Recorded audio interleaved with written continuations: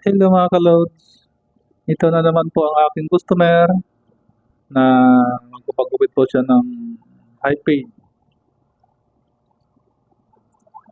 Dati po yung gupit niya talaga parang buzz cut na ano, mataas na ano pa, yung taas mga tris, yung taas niyan. Ayun, high fade lang po siya. Tapos yung taas po, babawasan na po natin ng sakto lang po na bawas para bumagay doon sa ano niya. Ayan po mga ka-loads. Yan po yung ano, gupit niya. Medyo mahirap na lang kasi yung ano kasi dito mga kalot sa mga sa ano sa bandang gilid yung parang bukol yung buto niya. Gawa na natin mga kalot ng paraan para medyo mabuting na. Yung mga kalot, tingnan niyo mga kalot yung results ngayon mga kalot. Mga kalot, bawasan pa natin yung mga kalot. Yan po siya. Kunting ano na lang yung mga kalot. Mga tapos na yan. Tanggalin lang natin yung mga konting ano dyan, mga kalobs.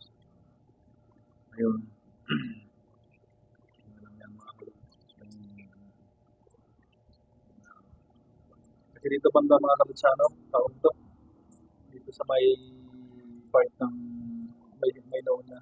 Medyo bukol din dito mga kalobs yung pagtitingnan dito banda sa side. Dito sa may harap ng mukha niya. Medyo ano kita yung ginagawa ko na lang ng parang mga kalobs. Ayun mga kalobs. Tingnan natin mga kalobs yung resulta niyan mga kalobs. Para makita natin yung ano, ayos na naman yun. Yung mga kalobs yung ano yung mga kalobs. Yung high fade ko yung talaga mga kalobs. Kasi hindi ko talaga masyadong ano dito sa giliran ay yung mga baba niyan kasi ano. Pero okay na yung mga kalobs.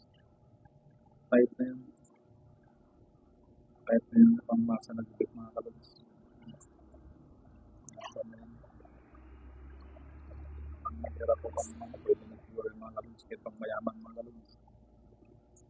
Kaya mga kalobs, malapit na tayo mga kalobs. Mga finish mga kalobs.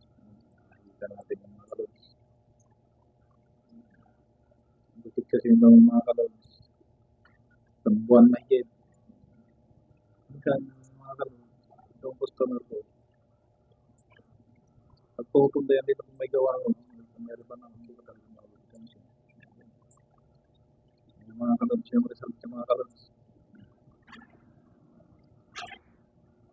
Mga kalobs, maraming salamat po at sana po support